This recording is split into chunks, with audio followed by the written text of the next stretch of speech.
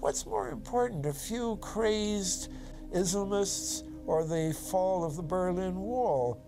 And they said, but you know, is there no danger? Aren't they dangerous? And he said, nonsense. He said all this in 1998. I knew Brzezinski at McGill University. We were students together and took very small classes together. And in some ways he's bright, and in some ways he's kind of nuts. And he had the kind of nuttiness that made him attractive to the Rockefellers. Bin Laden and his network were actually funded by BCCI through U.S. covert operations. Well, the reason I bring it up, if you've ever heard any of our call-in shows, you know that we have people that think about the conspiracy theories of people like you. You would be a poster child for these people because you have served on the board of the Council on Foreign Relations. You helped start the Trilateral Commission, and you've been to the Bilderberger Group. Are people too close in this world, people in business, too close to the governments? Well, you know, there is such a thing as insidious influence. And the question is, how does it operate? Does it involve bribery? And does it involve some sort of psychological domination of individuals? I don't believe in this notion of some sort of secret societies controlling people. But of course, in any political system, there are sort of over-the-table and under-the-table arrangements. Arrangements that involved ruthless, illegal, and immoral activities in order to dominate humanity. Despite all of the evidence that has just been presented, this network would fall down the memory hole, even though 14 convictions were made in the Iran-Contra scandal. The continued cover-up would be made possible by George H.W. Bush. These documents that came forward in the North trial clearly reveal the involvement of the Vice President to a greater degree, I think, than he has acknowledged heretofore. This, of course, did not stop him from pardoning those involved during the twilight of his presidency. Some new reverberations today to President Bush's Christmas Eve surprise, the pardoning of former Defense Secretary Caspar Weinberger and several others in connection with the Iran-Contra allegations. Well, now the special prosecutor says it's the president who needs to explain some things.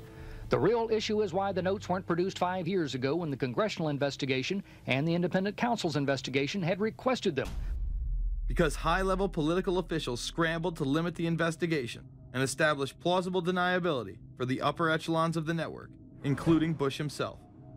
So who is this guy, and how did he come to power? To understand that, we must first take a look at his father, Prescott. Prescott was born into privilege and became extremely influential in business, intelligence, and politics.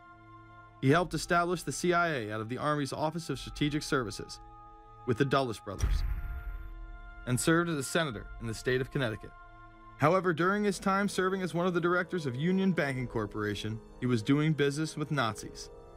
The Bushes have been sort of at the heart of the military-industrial complex since its very beginning, and that Prescott was involved in a firm that actually fronted for Nazi firms in America. In fact, Union Banking and its subsidiaries were seized by the United States government in October of 1942 under the Trading with the Enemy Act. After the war, the assets were returned, a few fines were paid, and it was swept under the rug of forgotten history. These Nazi ties should not be all that shocking, seeing as it has been declassified that the Office of Strategic Services recruited Nazis into its ranks through Project Paperclip in August of 1945. George Bush seemed to follow in his father's footsteps, using Prescott's business connections to move to Texas and get into the oil industry. He would first attain political office as a Texas congressman in 1966, but then lose his bid as a Texas senator in 1970. It was at this time that Nixon appointed Bush as an ambassador to the United Nations. According to official accounts, Bush then began work with the CIA as its director in 1976.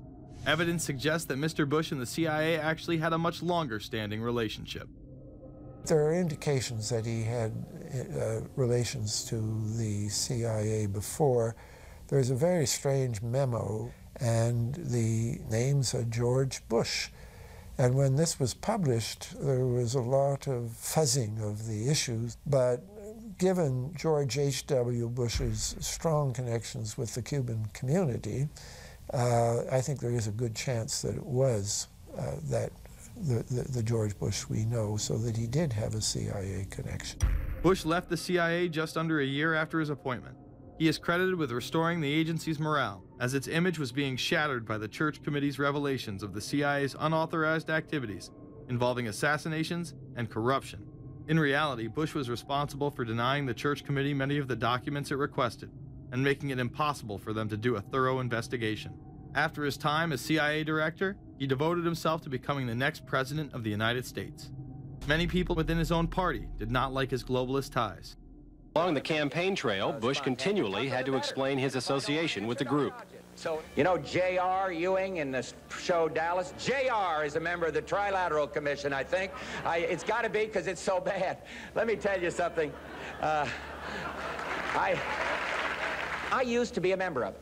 I resigned, as I did from every business thing I was in, to concentrate on one thing, running for President of the United States.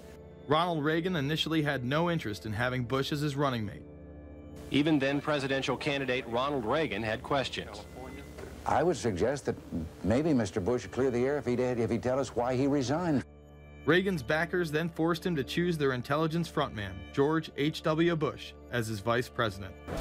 But in spite of last year's campaign rhetoric, all seems to be back to normal between George Bush and his old colleagues. And President Reagan, who is relying on many of these powerful business leaders to make his economic package work, will host commission representatives at the White House Monday. After Reagan's election, there was an attempt on his life, just 69 days into office.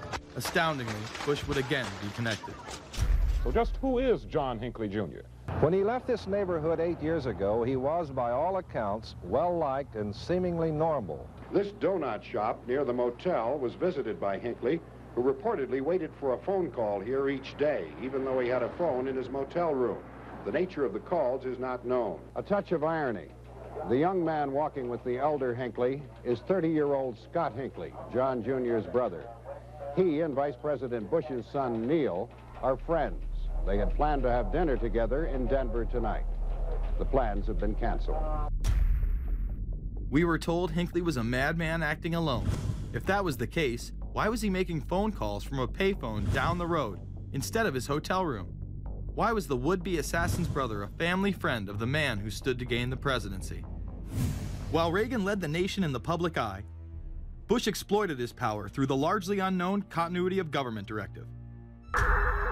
In the United States federal government, there is a super-secret agency which controls this shadow government. The National Program Office allowed Bush and his network to attain executive emergency powers. Ronald Reagan authorized the National Program Office when he signed a top-secret directive in 1982.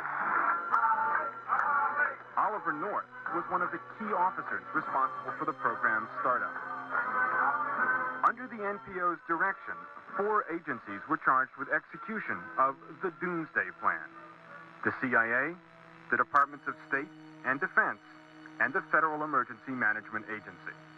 An effort was being made to consolidate continuity of government programs across several major departments of the government under one office. After 8 years of secret wars, covertly sponsored revolution and assassination had advanced globalist interests and allowed Bush to achieve his lifelong dream by becoming the 43rd president of the United States. The fall of the Soviet Union left the United States as the sole superpower in the world. The Wolfowitz Doctrine stated, "We must maintain the mechanism for deterring potential competitors from even aspiring to a larger regional or global role." The New World Order was on display with the First Gulf War and the creation of a European Union. After losing to his crony Bill Clinton, he faded into the background as the agenda for a New World Order marched forward. After 1989, President Bush said, and it's a phrase that I often use myself, that we needed a New World Order. We have just exposed many of the globalist operations, including drug dealing, funding terror, dealing arms, and taking over the United States government by stealth. Whenever these agendas were threatened, those who opposed them ended up dead.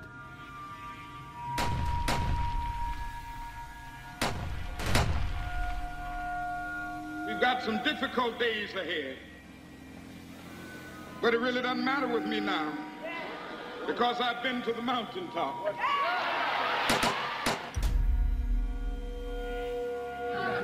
My thanks to all of you, and now it's on to Chicago, and let's win there. Thank you very much. Gave a paper about all three of the big assassinations in the 60s, which was John F. Kennedy, Bobby Kennedy, and Martin Luther King.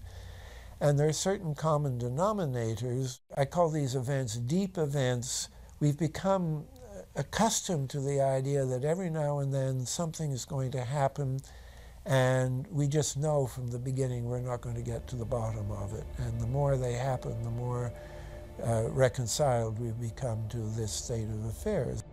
In 1978, the House Select Committee on Assassinations could not ignore there was a conspiracy in regards to the assassination of John F. Kennedy